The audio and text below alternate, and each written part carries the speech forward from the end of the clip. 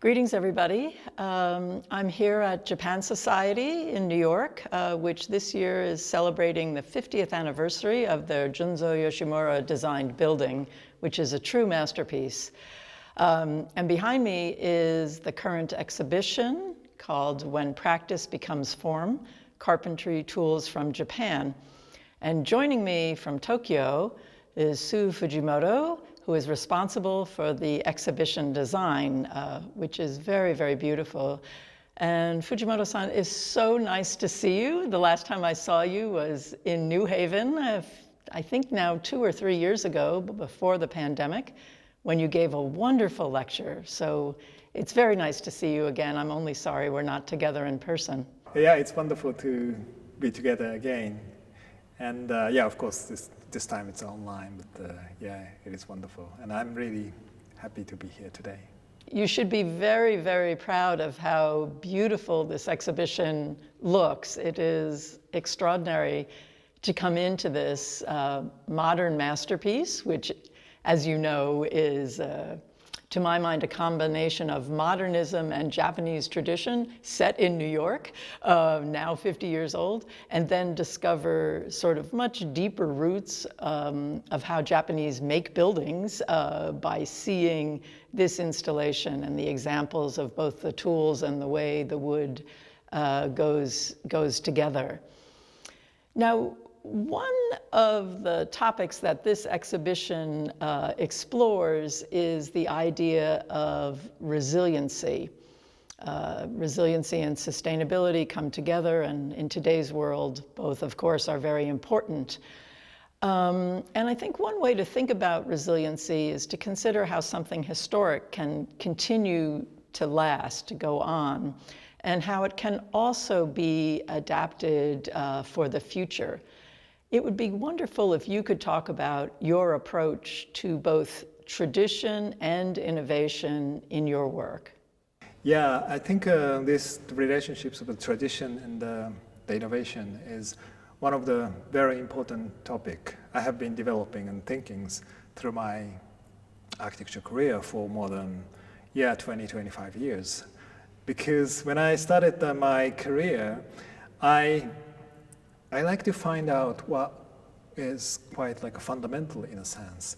And of course, many different fundamental topics there, but one of them are how I understand the traditional things of the Japanese culture. Not only the traditional architecture, but cultural aspects of the Japanese traditions. And yeah, for example,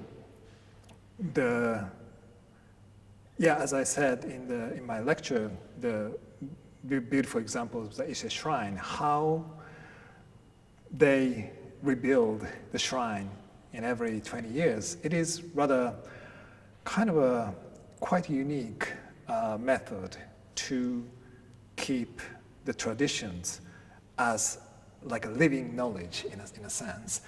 And because every time the shrine is new, but which means it's not like a historical in a sense, maximum 20 years old, but how it is made and the knowledges and the techniques and the craftsmanship, all of them has been more than hundreds and hundreds of years.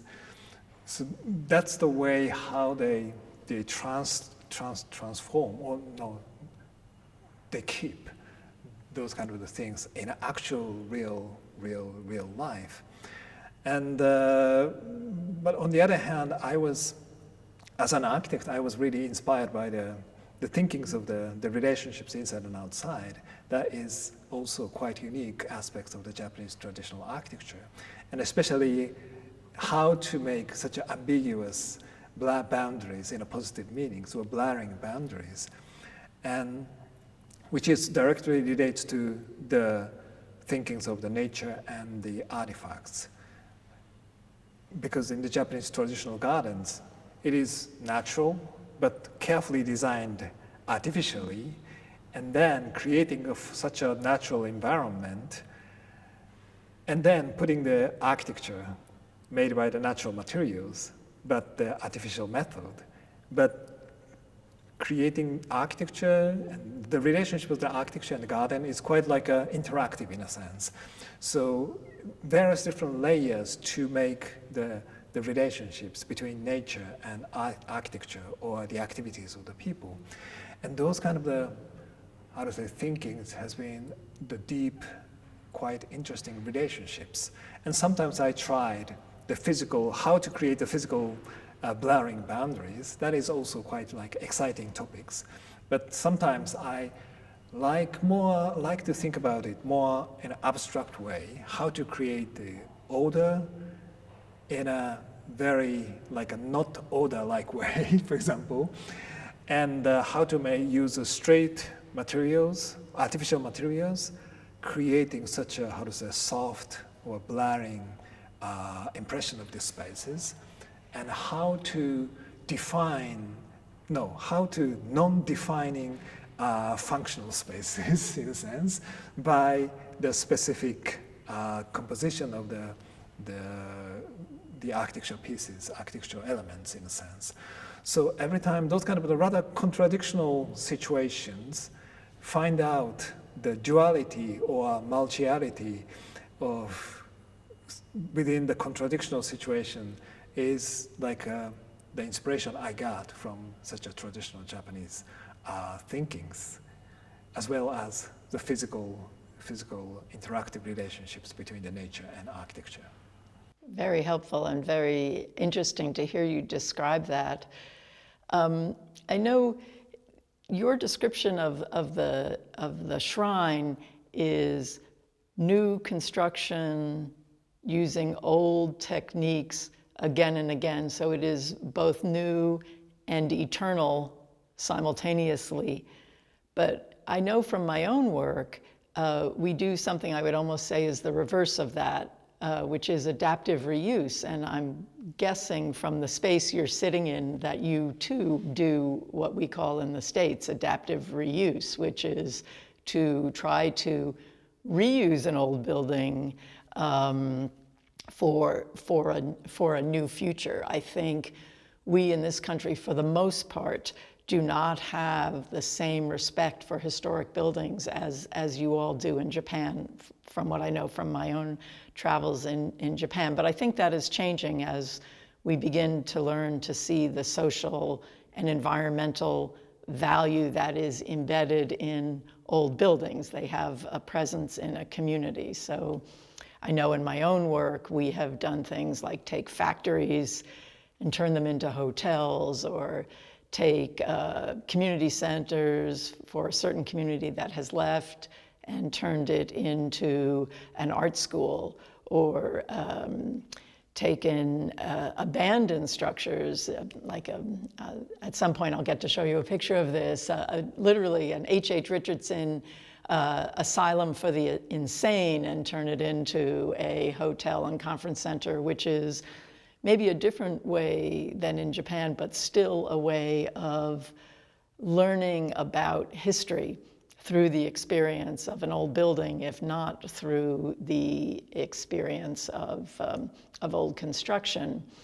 And there's a complexity there that I think is very valuable. I'd love to hear you talk about, in your work, that same kind of relationship between old and new, whether it's through working with old buildings or with old techniques, or weaving together new materials and old materials, however you might do it. I would love to hear you talk about that. Well, yeah, recently in Japan too, we have more and more, how to say, projects and more opportunity to do those kind of the renovation. Previously, relatively, we didn't have so much, I think. Japan was more like the scratch and build, and then demolishing, and then new building. That was rather more like the Japanese way to make new buildings. But in this, I think 10, 20 years, we are starting to learn the importance or the kind of excitement to reuse the old structures in a new way. And yeah, for example, I just finished the hotel in the small city, not small city, the city in Gunma Prefecture. The name of the city is Maebashi. And this is it's not not like a super important historical building. It's rather like just a normal 4-story concrete building, which was hotel and the bank. So quite kind of generic in a sense. And even in such a normal buildings, the clients likes to preserve it as a structure, because for more than 40 years, it was like a part of the cityscape and the people's memory in a sense. So how to convert or how to renovate those old structure, rather normal almost old structures, to create something special in a sense, and revealing unexpected wonder from the normal building was like a nice challenge.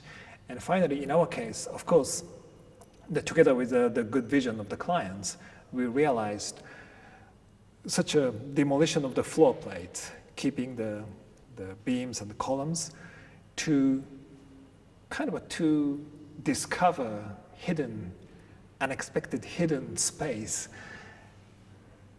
together with the sunlight coming in, and nobody could imagine, could expect such a wonderful space there when you see it from outside, because it's just a normal buildings. But once you're in, it's there. And together with the daylight, together with the green, and of course intervention of the new light thin floor plates, and then meandering labyrinth like the staircases, and many art pieces. Finally, it has a new life on it. And the as a methodology, it's rather like a kind of typical renovation strategy to make a contrast of the old concrete exposed structures, and then the white lightness, the beautiful harmony and the contrast, but still, and then bringing the greens. But I think like amazing point of that project was coexistence of different timeline and then different heaviness, lightness, different aspects of the light and different softness. So making such a the mixtures and the coexistence and the harmony of the diversity of the scales also there, could be could create the place for the people, because it is the diverse. And then once people come in, they feel they are already part of that, part of the elements which could create the whole space.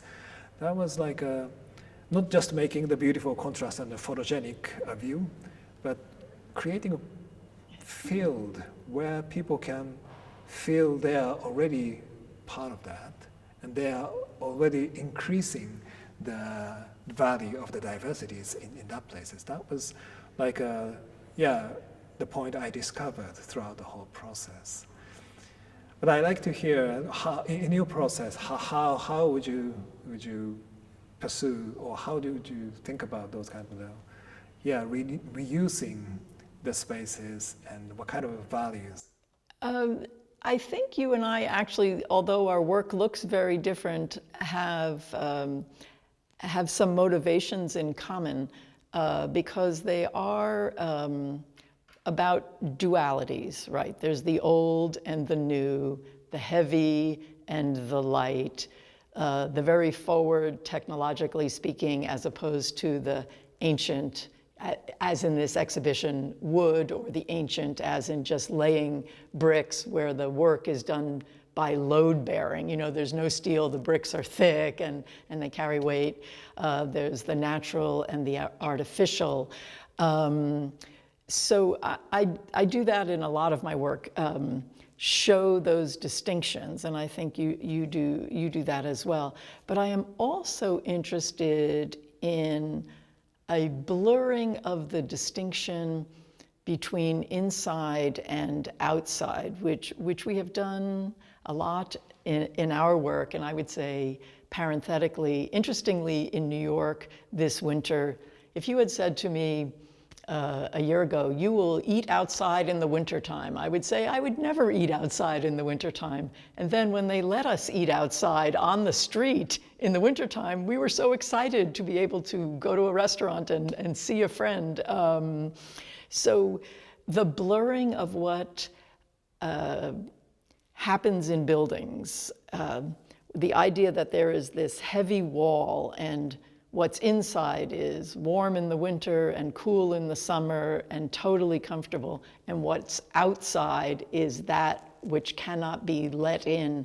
I hate that.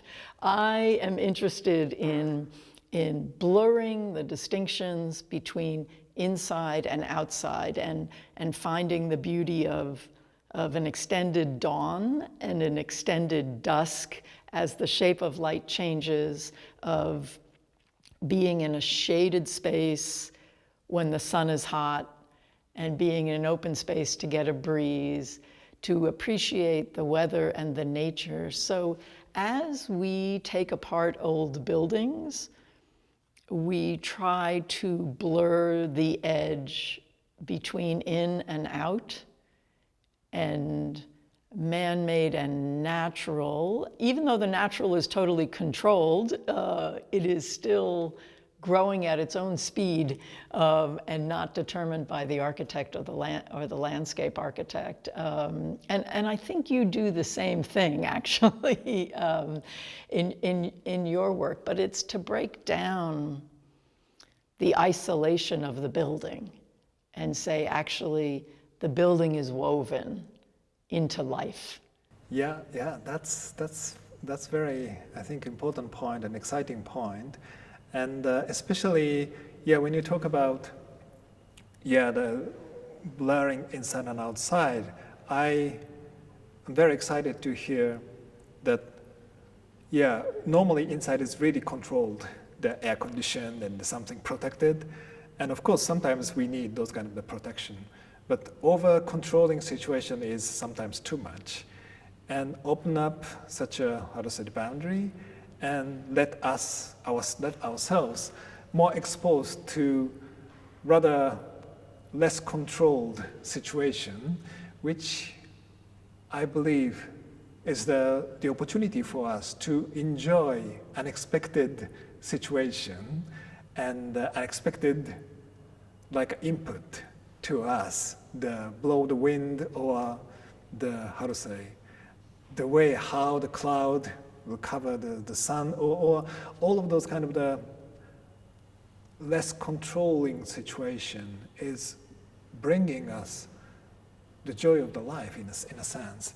And thinking about the whole sustainability of the whole world, I think it's important to start to enjoy, not just accept such an uncontrollable, less controllable situation, but enjoying such an unexpected situation, uncontrollable situation, of course, in a certain ranges, then it means we could be more like a generous and open mind, and then I think the whole situation gets more flexible in a sense. And as you said, could have more like an interwoven situation, because when we like to make the situation woven, then both of the situation should be rather like open in a sense.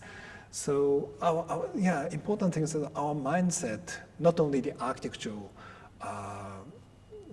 the treatment, but our mindset itself, when we start to enjoy such a less controllable or out of the boundary situation, then our society, our situation gets much more full of joy, I believe. Yeah, I love your use of the word joy, because I think experiencing that, rather than saying, oh, sad me, it's raining, one should say, this is delicious and the plants will grow. And yes, there are extremes from which we need protection, but there is also, the engagement of the world that right now is so important.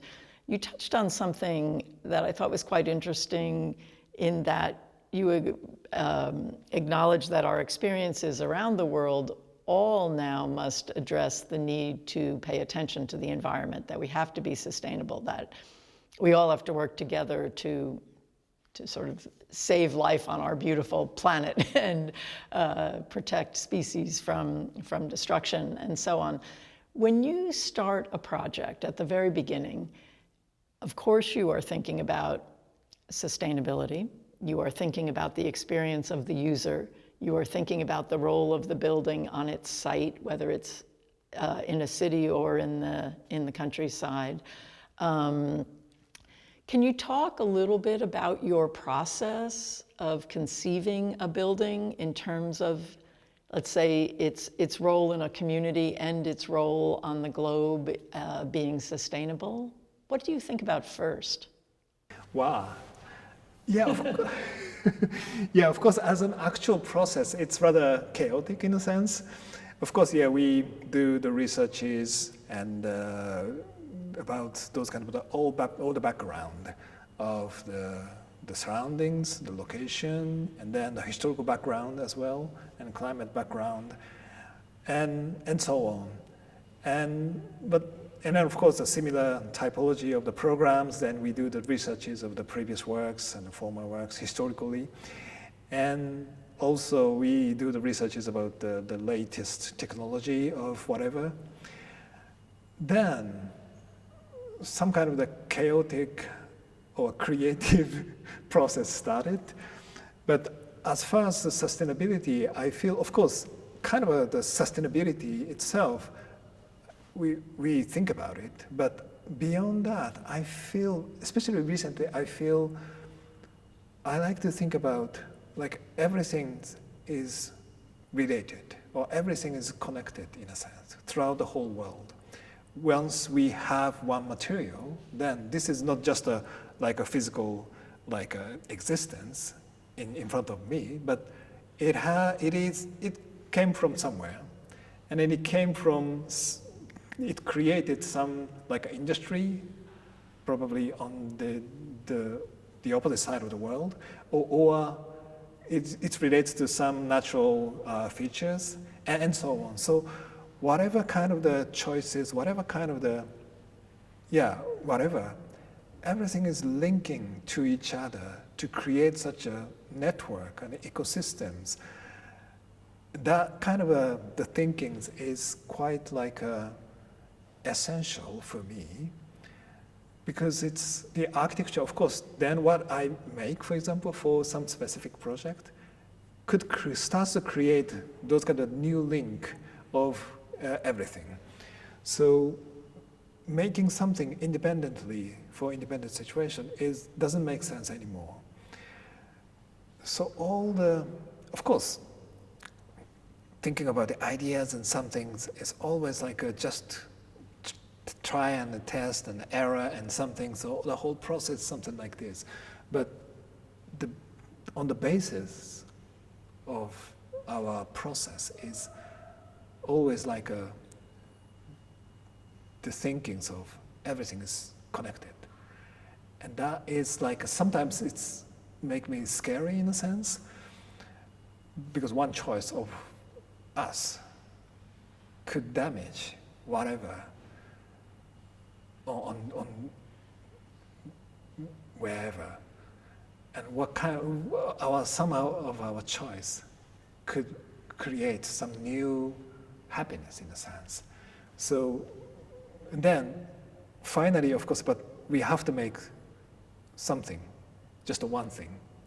And then I always imagine everything is relating to each other, and then gradually linking, and then coming to one point.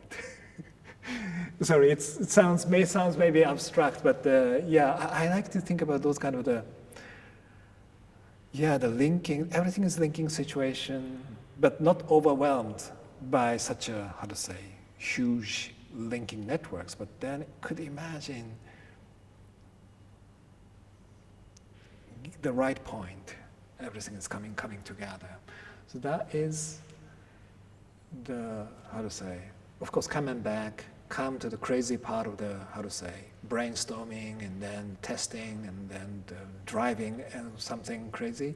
But on the other hand, in parallel, yeah, thinking more calmly, what is happening, what is the meaning of this, and what is the relationship of all of that.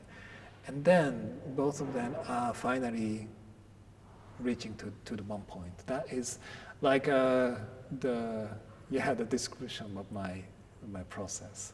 I like that very much. I think, and I love that you use the word messy, because I think a layperson, a non-architect, thinks that the architect is given a problem and goes boom, boom, boom, boom, solution. But it is not like that at all. It is, I know for my process, very messy, very reiterative. You look at something again, you look at it from a different way. There are some failures along the way. Either it looks bad, or it's the wrong material, or it doesn't, you're sort of going through and asking yourself and your team again, and the client and the community, whatever it might be, to look again and again.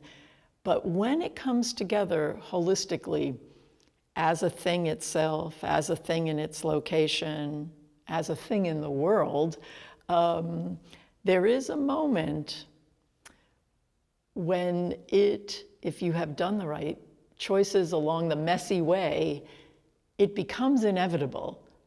Your answer becomes inevitable, but boy, was it messy and complicated to get there.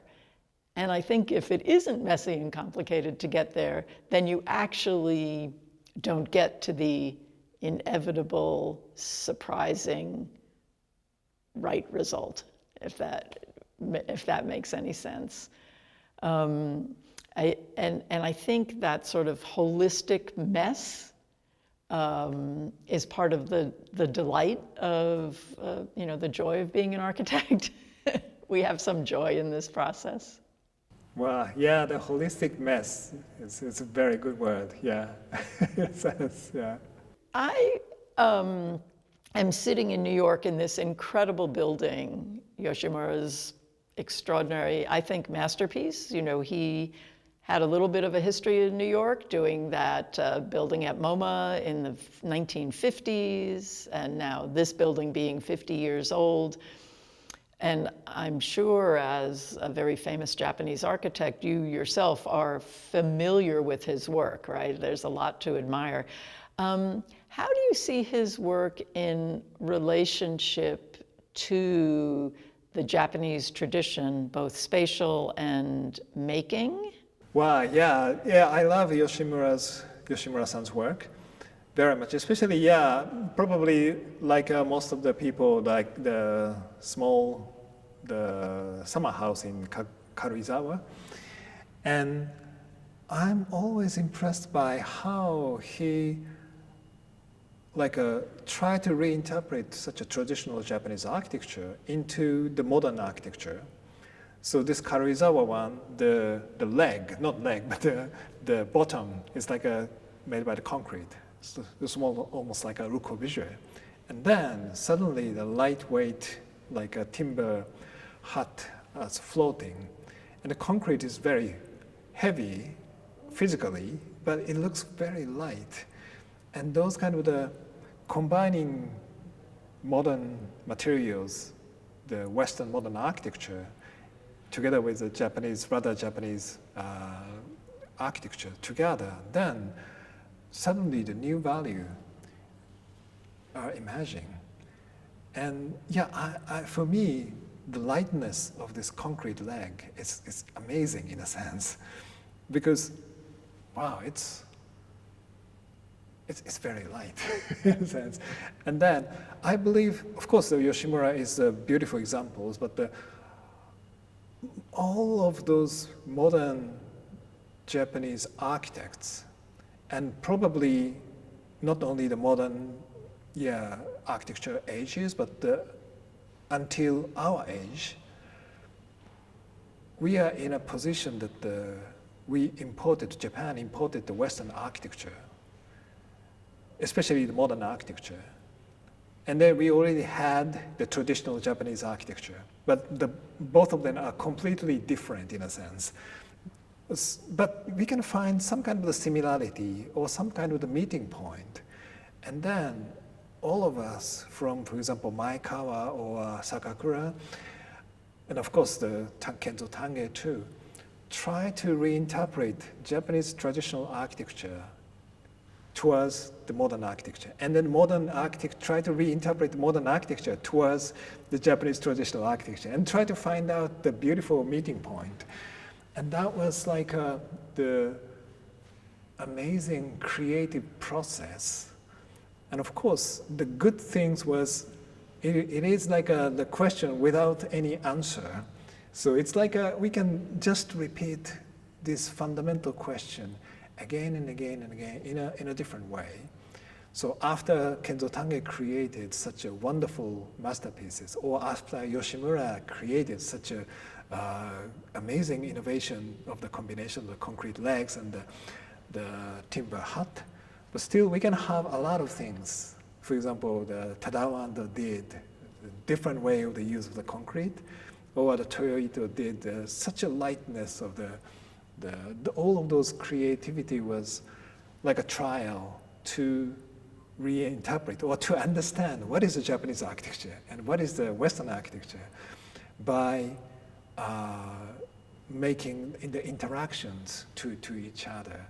And then until, of course, the Sejima-san also tried those kind of fundamental questions in a different way. And I feel I myself has been always trying to find out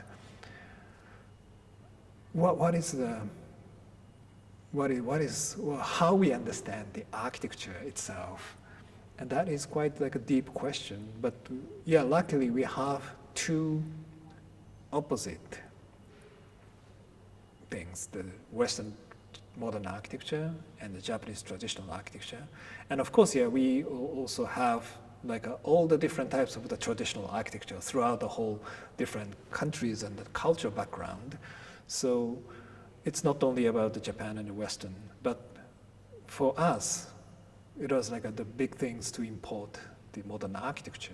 And the Yoshimura was like on the right moment, try to find out the new way.